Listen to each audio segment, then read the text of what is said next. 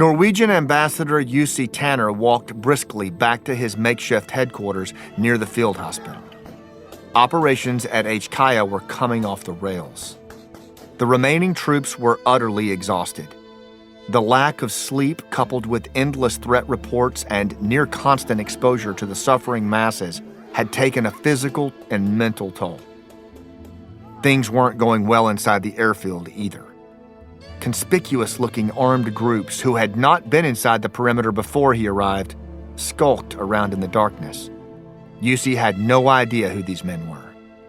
Plumes of smoke billowed from burn barrels outside the various temporary headquarters as NATO staff shoveled sensitive and classified papers into the flames, lighting up the night and casting shadows on the sides of buildings. As he walked, Jussi slipped on something. He caught himself before falling and turned on his phone's flashlight. In front of him, a vast field of thousands of tan body armor vests littered the ground. The arrangement was so dense he couldn't see the ground underneath for 100 feet. In their haste to evacuate, NATO members had flung their vests on the ground like snakes shedding skin. They didn't want the planes to be overburdened with unnecessary weight.